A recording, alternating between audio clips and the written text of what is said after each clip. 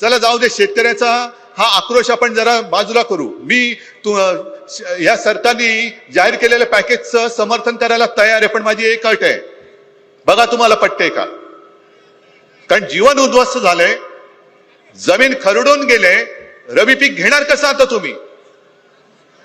50,000 रुपये आम्ही का मागतो आहोत त्याचं कारण तुम्ही जाऊन बघा जमिनीची काय हालत झालेली आहे.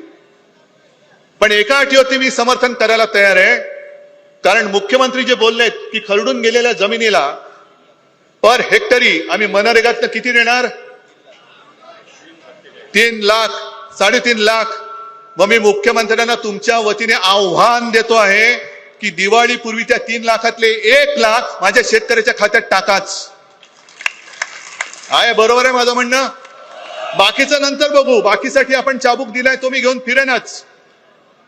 पण जर तुमच्यामध्ये एवढी तुमची नियत, मी मुख्यमंत्री असताना माझी नियत काढत होता, आता मी तुमची नियत काढतो.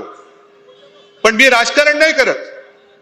जो एक आपला शेतकरी दादा त्यांनी मदतीसाठी विचारलं तर त्याला हे सांगतात, ए बाबा राजकारण करू नको.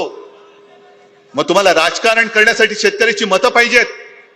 शेतकऱ्यांच्या मतावरती तुम्ही सरकार आणता, शेतकऱ्याच्या मतावरती तुम्ही राजकारण करता, आणि शेतकऱ्याने न्याय हक्क मागितला तर तुम्ही म्हणायचं राजकारण नाही करायचं. हे कुठलं सरकार आहे. एक तर 3.5 लाख रुपये तुम्ही मनरेगातनं कसे देणार, कसे द्यायचे तसे द्या, देऊन दाखवाच, पण 1 लाख रुपये दिवाळीपूर्वी माझ्या शेतकऱ्याच्या अकाउंटमध्ये पहिले टाका.